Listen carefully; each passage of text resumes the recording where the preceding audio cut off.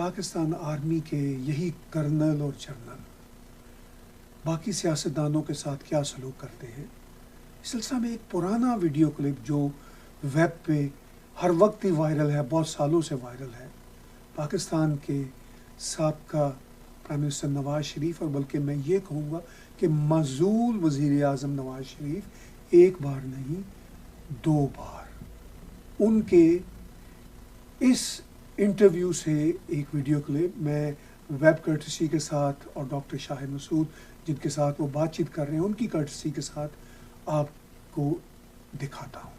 مجھے بتائیں کہ فوجی جرنیل جو شب خون مارتے ہیں، جو مارشل لا لگاتے ہیں، یہ کون ہیں؟ یہ پاکستان کے ٹھیکیدار ہیں؟ یہ ہر معاملے میں کود پڑتے ہیں؟ ان کا کیا کام ہے؟ یہ اپنی ڈومین میں کیوں نہیں رہتے؟ یہ اپنے دائرے میں کیوں نہیں رہتے جو آئین نے بتایا کہ اس دائرے میں آپ رہیں؟ یہ کیوں حکومتی اداروں کے اندر جو ہے نا وہ آ کے قدم رکھتے ہیں؟ کیوں وزیر اعظم کو حکومتوں کو چلنے نہیں دیتے؟ کیوں کارگل کا ایک شوشہ چھوڑتے ہیں؟ کیوں پاکستان کہ ایک جس نے ایٹمی پروگرام کی بنیاد رکھی اس کو پھانسی کے تختے پہ لٹکایا، جس نے ایٹمی دھماکے کیے، پاکستان کو ایٹمی قوت بنایا، اس کو ملک بدر کر دیا، اس کے خلاف اس کو گرفتار کیا، اس کو ہتھکڑیاں لگائیں، اس کو کال کوٹری میں بند کیا۔ آپ دیکھیے، آپ یہ بھی کہیں کہ جناب میری بہت سارے جرنیلوں سے نہیں بنتی تھی، میری کیوں نہیں بنتی تھی؟ کیونکہ میں کسی فوجی چیف آف آرمی اسٹاف کو سپر پرائم منسٹر بننے کا رول قبول نہیں کر سکتا کہ وہ اپنے آپ کو پاکستان کا سپر پرائم منسٹر سمجھے۔ میں یہ سمجھتا ہوں کہ آپ مجھے یہ بتائیے کہ جب مشرقی پاکستان ٹوٹا تو کون پاکستان کا حکمران تھا؟ فوجی ٹولہ، اس نے پاکستان توڑا۔ کیا کسی نے آج تک قوم سے معافی مانگی؟ کیا کسی نے کہا کہ جناب ہم قوم سے شرمندہ ہیں؟ کسی نے کہا کہ جناب ہم نے مشرقی پاکستان کے عوام کا مینڈیٹ تسلیم نہیں کیا اور اپنی من مرضی کی ہے اور ملک توڑ دیا ہے؟ آپ مجھے بتائیے کہ پاکستان نے کیا قصور کیا جو پاکستان کو اتنی بڑی سزا دی؟ بات چیت آپ کسی لیول پہ ہو رہی ہے؟ کیا قصور؟ میرا بات چیت کا تو جناب میرا ایک نظریہ ہے، ایک نصب العین ہے۔ جو ملک کو توڑنے والے ہیں، جو پاکستان کے آئین کو توڑنے والے ہیں، جو پارلیمنٹ کو توڑنے والے ہیں، جو آج عدلیہ کے ساتھ جو سلوک کر رہے ہیں، جو پاکستان کے اداروں کو توڑ رہے ہیں، جو پاکستان کی جڑوں کو کاٹ رہے ہیں، میں ان سے بات کر لوں، ان سے ڈیل کر لوں، ان سے میں سودے بازی کروں؟ میں ایسا بھی ہوتا دیکھا ہے میں نے کہ جب وزیر اعظم کبھی DHQ میں جائے تو یہ غالباً ٹوپی بھی اس لیے نہیں پہنتے، اپنی کیپ اس لیے نہیں پہنتے کہ وزیر اعظم کو سلوٹ نہ کرنا پڑے۔ وزیر اعظم ان چیزوں کو نوٹ کرتے ہیں، یہ نوٹ کیا جاتا ہے یہ معاملہ۔ یہ بدنصیبی ہے ہمارے ملک کی کہ آج تک فوج کے جرنیلوں نے یہ جو خاص طور پہ وہ نواز شریف نے اپنے اس انٹرویو میں کہا کہ یہ فوجی جرنیل کارگل جیسے شوشے چھوڑتے ہیں، یہ فوجی جرنیل ہر معاملے میں کود پڑتے ہیں، اور انہوں نے کہا کہ اکثر اوقات تو جب وزیر اعظم، نئے وزیر اعظم خاص طور پر جب ان سے ملنے جاتے ہیں اور جب وہ اپنی وزارت عظمیٰ کے مڈ میں بھی ہوتے ہیں، ایون کے آخری دور میں بھی ہوتے ہیں، جب وہ ان سے ملنے آتے ہیں جرنیل یا وہ ان سے ملنے جاتے ہیں وزیر اعظم، تو یہ اپنی ٹوپی نہیں پہنتے کہ کہیں سلیوٹ نہ مارنا پڑ جائے۔ اور یہ وہ ریالٹی ہے جو صرف میاں نواز شریف نہیں بتا رہے، یہ پاکستان کی ہسٹری میں 70-72 سال سے ایسے ہی ہو رہا ہے۔ اور اب میں اس بات پر تبصرہ کرتا ہوں کہ اکثر لوگوں کا یہ کہنا ہوتا ہے کہ پاکستان کے سیاستدان تو انتہائی کرپٹ ہیں، انتہائی نالائق ہوتے ہیں، ان پڑھ ہوتے ہیں، جاہل ہوتے ہیں، اسی طرح بیوروکریسی بھی کم تر ہوتی ہے فوجیوں سے، تو ان کے ساتھ یہی ہونا چاہیے۔ اور پاکستان آرمی کا جو ایک ادارہ ہے وہ واحد ادارہ ہے جو نظم و ضبط کا پابند ہے، بااخلاق ہے اور سب سے زیادہ ایماندار ہے، لہذا اس کے پاس لائسنس ہے، وہ جس طرح کا چاہے جس سے بھی کر سکے۔ یہ ہے ان کے پاس لائسنس ٹو کل والا محاورہ یہاں پر فٹ بیٹھتا ہے۔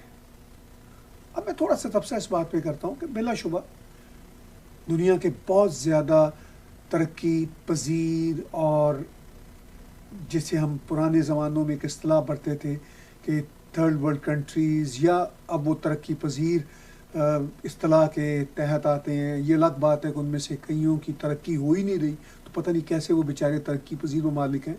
تو ان ممالک میں کرپشن بھی ہے, پولیٹیشینز بھی کھاتے ہیں, بیوروکریسی میں بھی کرپشن ہے, اور فوج میں بھی کرپشن ہے, مگر فوج سے پہلے جو دوسرے حکومتی ادارے ہیں ان میں بھی کرپشن ہے, مگر فوج میں بھی کرپشن ہے. مگر یہ بات فوج کے اپالوجیٹکس اور فوج کے لوگ ماننے کو تیار نہیں ہوتے. چلیے وہ کہتے ہیں جی ہم میں کم کرپشن ہے, اور یہ زیادہ جاہل ہے سیاستدان, اور یہ زیادہ کرپٹ ہے, بیوروکریسی زیادہ کرپٹ ہے. ان کو ذرا جاہل کرنا مشکل ہوتا ہے, چونکہ انہوں نے بھی وہ سی ایس پی کے افسر ہوتے ہیں وہ سارے, تو ان کے لیے وہ اس طرح کی بات کرتے ہوئے تھوڑا سا فوجی افسران گھبراتے ہیں. مگر ان کے ماننے والے جو ہیں نا, اکثر و بیشتر میرے پنجابیوں کی اکثریت ہے. ویسے وہ اب نواز شریف کا جو حشر ہوا اور پنجاب کے دیگر سیاستدانوں کا جو حشر ہوا, اب ویسے پنجاب جو ہے وہ اب فوجیوں کی اس بالادستی کو, یعنی ذہنی بالادستی, ان کی ایمانداری کی بالادستی کو اب وہ تسلیم نہیں کرتے. چلیے یہ تو کم از کم ٹینٹا ختم ہوا. مگر آدھا پنجاب ہے. اسی طرح وہ جو پنجابیوں کے رنگ میں رنگے گئے پشتون ہیں, سندھی ہیں, اور حتیٰ کہ کچھ بیچارے بلوچ ہیں جو ان کے رنگ میں رنگے گئے, مہاجر ہیں کچھ جو ان جیسے ہو چکے ہیں, ان کا بھی یہی خیال ہے اور وہ دل سے ایسا سمجھتے ہیں. چلیے ہم نے مان لیا کہ وہ لوگ جو سیاستدان یا عام جنتا جو کرپٹ ہے, جن کو فوجی بار بار سزا دینا چاہتے ہیں, ان کو پیغام دینا چاہتے ہیں سخت لہجے میں, تو وہ بڑے اچھے حوالے سے یہ سارا کام کر رہے ہیں. تو میں نے جیسا اس کیا تھرڈ ورلڈ کنٹریز میں کا بدقسمتی سے تو کلچر ہی ایسا ہے. اب اگر کلچر ایسا ہے تو پاکستان کے یہ جو کرپٹ عناصر ہیں, جاہل عناصر ہیں, ان کی جسٹیفیکیشن نہیں ہے ان کی کرپشن یا جہالت کی, یہ میں مانتا ہوں, لیکن کرپشن اور جہالت ادھر بھی ہے, فوج میں بھی ہے.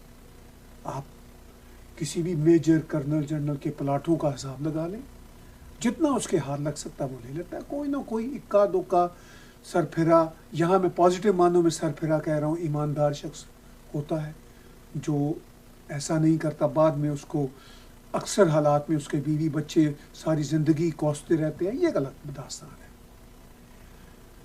لیکن اکثر و بیشتر فوجی افسران بھی اسی کلچر میں, اسی کرپٹ کلچر میں رنگے ہوئے ہیں. جہاں تک ان کی جہالت کے بغیر زندگی کا تاثر ہے تو وہ تو خیر معاف کیجئے مجھے, نہ تو یہ اسٹریٹ سمارٹ ہوتے ہیں جنرلی, اور نہ یہ کوئی پڑھے لکھے ہوتے ہیں, اپنی اکیڈمیوں میں خاص طرح کے کورس پاس کیے ہوتے ہیں اور ایک خاص طرح کا مائنڈ سیٹ لے کر چل رہے ہوتے ہیں. یہ حال پاکستان کے ویسے سبھی شعبوں کا ہے. وہاں پہ جوڈیشری میں اور سو کالڈ میڈیا میں, سو کالڈ جرنلسٹ, انٹلیکچوئلس کا بھی یہی حال ہے کہ وہ کتابیں بھی لکھ رہے ہوتے ہیں, کالم بھی لکھ رہے ہوتے ہیں, مگر وہی ایک سیٹ مائنڈ سیٹ سے باہر نہیں آتے. کوئی کرٹیکل تھنکنگ نہیں, کوئی اوپننیس ان تھاٹس نہیں. خیر وہ بھی الگ بحثیں ہیں.